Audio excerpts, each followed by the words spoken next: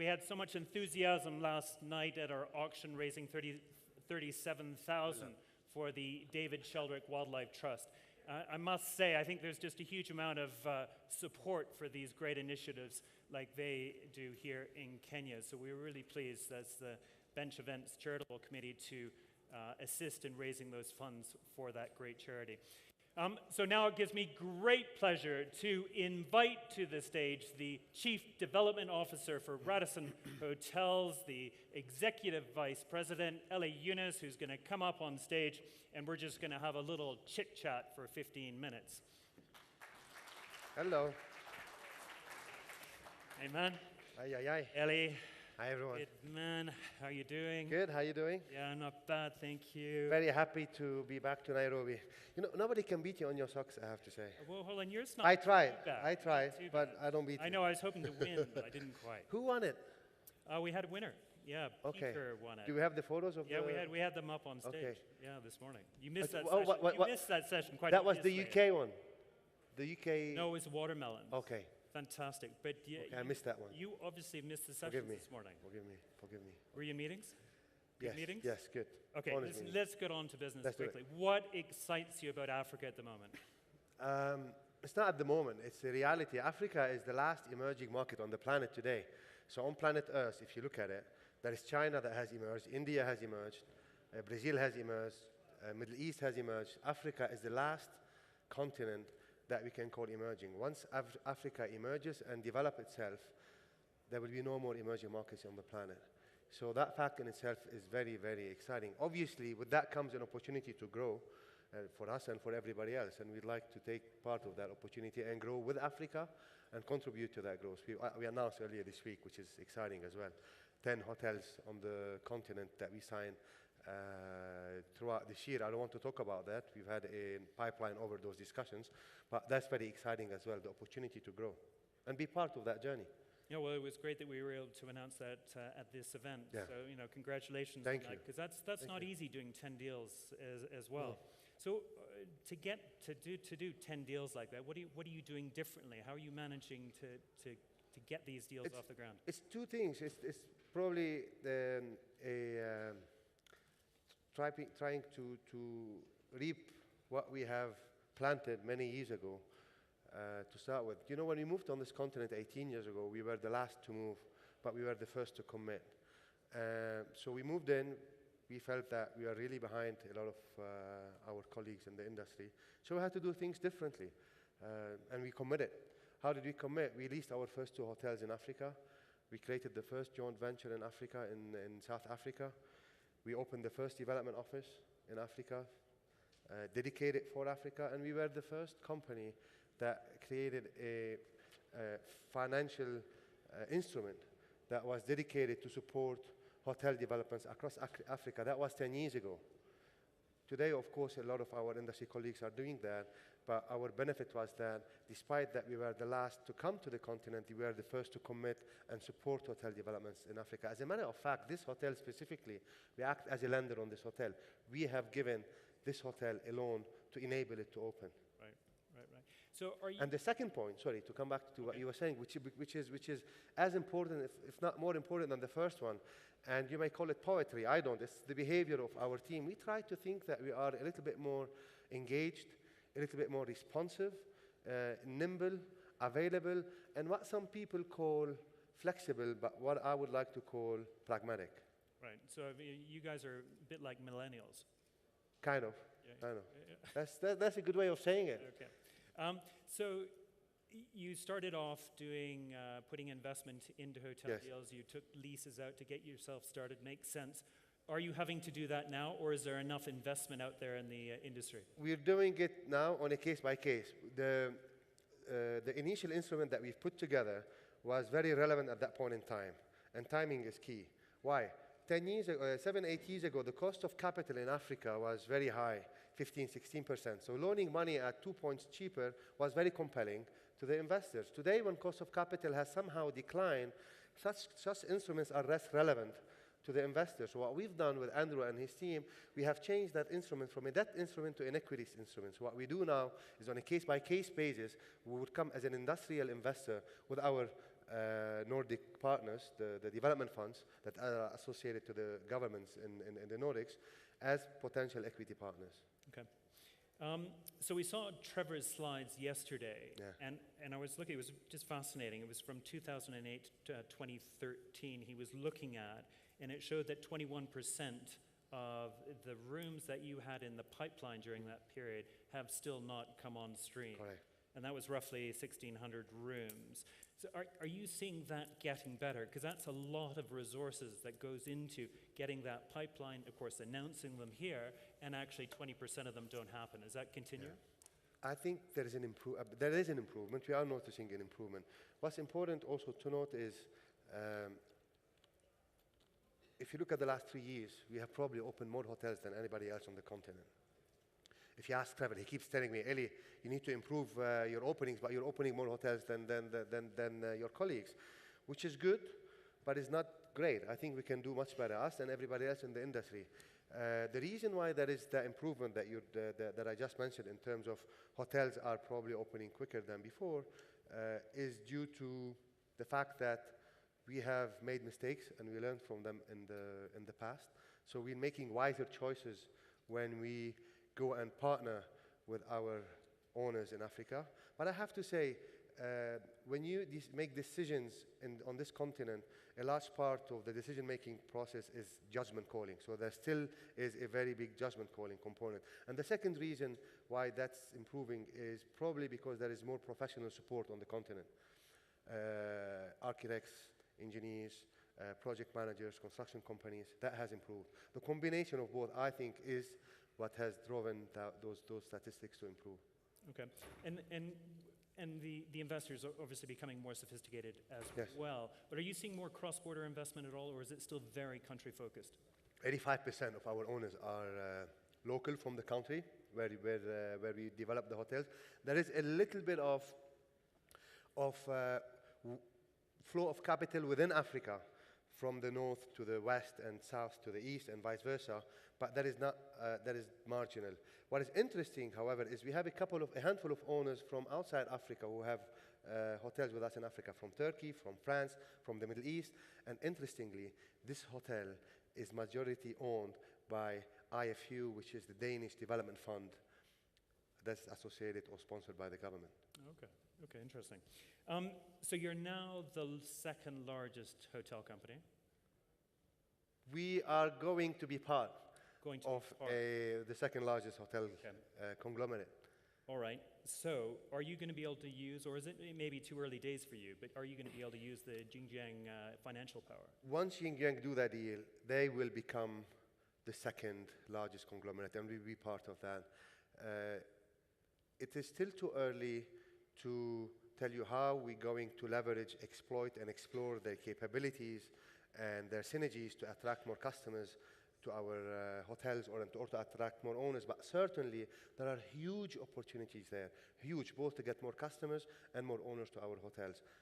Well, I was doing a bit of research, and it's quite extraordinary. Jinjiang also have the 4th largest travel agency in China. So, I mean, True. That in itself is going to be a great benefit for you guys. It will be, especially their loyalty program as well. So, loyalty program, you currently have what, around 10 million? Currently, we are around 15 million. 15 million? Jinjiang has a phenomenal 120 million loyalty members, most of which are based in China. And if you combine us to theirs, which is ours is insignificant to theirs, but the impact of that can be transformative to our business. No, of course, and that would put you on top of some of the others. I know Marriott, I think, is around 90 million, isn't it? Yeah, humbly so. Sorry? Humbly so. Humbly so.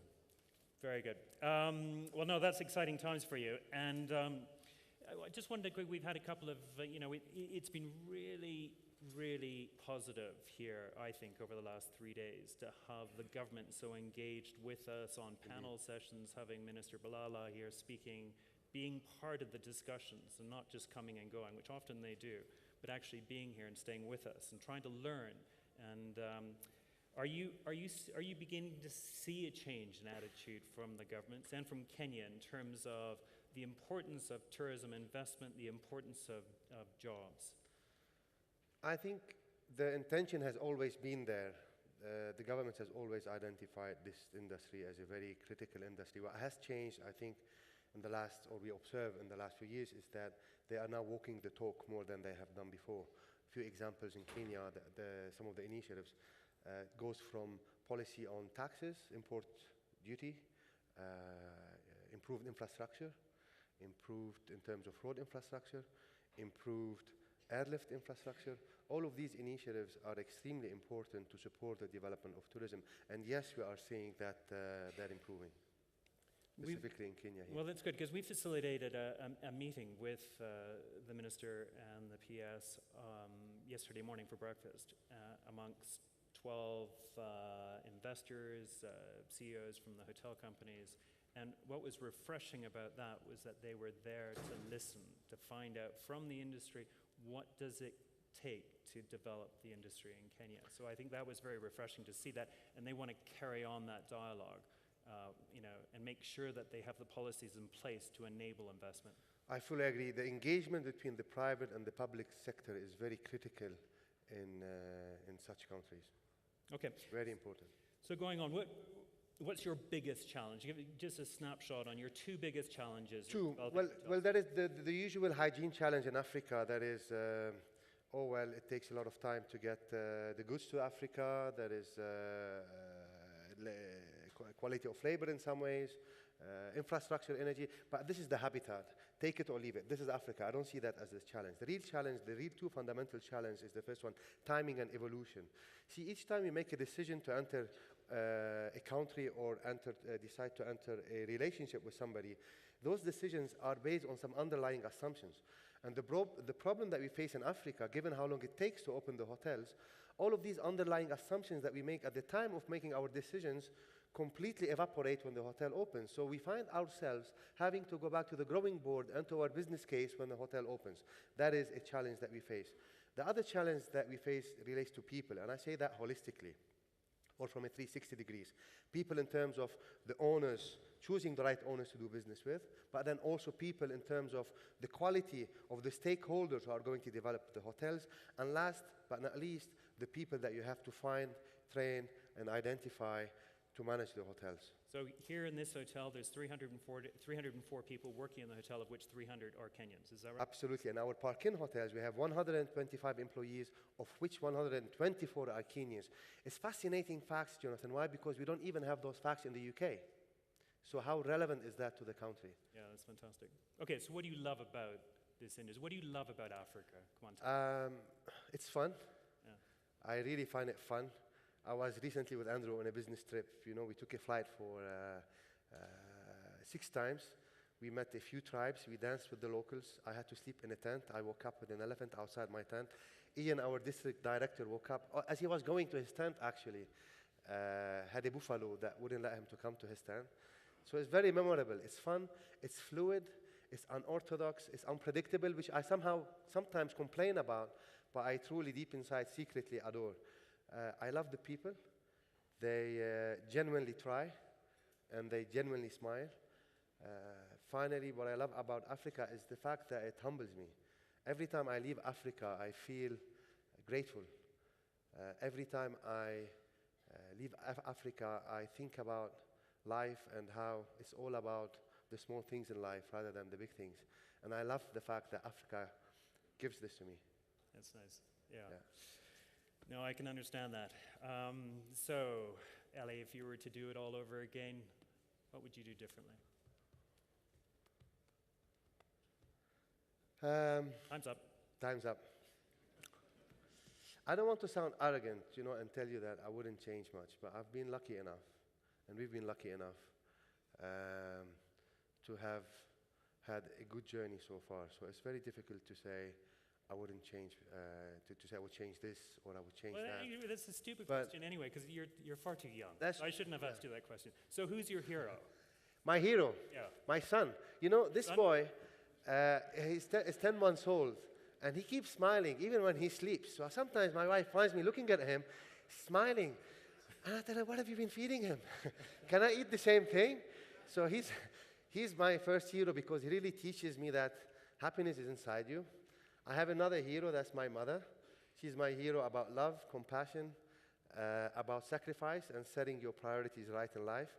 And from a business perspective, I can only rate to people that I work with, and there's one person that has left and continues to leave a deep mark in me, and that's my previous boss called Kurt Ritter, the founder of our organization. Kurt is such a gentleman. He is somebody with a great flair for talent, a great flair for opportunity. Without him, we wouldn't be here in Africa today. He had the vision for Africa. He's a great visionary and has an excellent joie de vivre. I salute him. No, he's a wonderful man. Yeah. We had a quick call with him the other day, which was fun. We did. And we sent him our photo. Yeah, that's right. That's right. Okay, my last question for you. So, if you had one word that you wish to place on the electronic board Times Square, what would it be? Personal? No, one word. No, if it's personal, I would say, I love this industry. No, that's more than one word. One word? One word. That would be courage. Sorry? Courage. Courage, being courageous. Okay, good. Yeah. I like it. That's my word. All right, fantastic. Well, thank you very much, Elie, but I think it now gives us an opportunity to say our huge thanks. Please. First of all, thanks to what you guys have done in hosting us for the last, this is our third year at Kigali. We're around it the last 2 years, but also this year, but also to thank you for hosting us here and all the effort and your team and your staff and the general manager and the team. It's not us, Jonathan, it's all about the people. The people that we have to thank is the team who has been helping us for the last 3 days. So should and we thank get you them for up on saying stage? Please do that. Okay. If we could have Ian, the general manager, regional director of Radisson Hotels here, and the executive team and the staff come up, and, so we can all just... I invite you to please to applaud to these guys. They've been serving us very well for the last 3 days. Thank you. Guys, if you can come to the middle, we'll just have a picture. Good man. Thank you. Thanks, guys. Thank you. Thank you, sir. No, come down to the middle.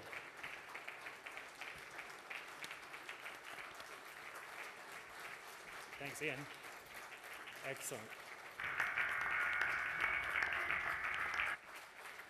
Can I sneak in here? Elie, come on, get in the picture.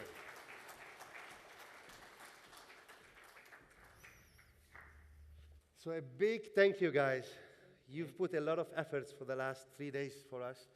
And I had one memorable moment I want to share with you for a second. Two days ago, I was having dinner, and I had a huge spot of wine dropping on the right spot on my trousers. So that didn't look very well at all, red wine. So I called the guys, and I said, it was midnight. I need to wear this suit tomorrow morning. And at 6 a.m., there was somebody on my door giving me back my suit. Thank you for that. Thank you. Excellent. Okay, thank you, guys.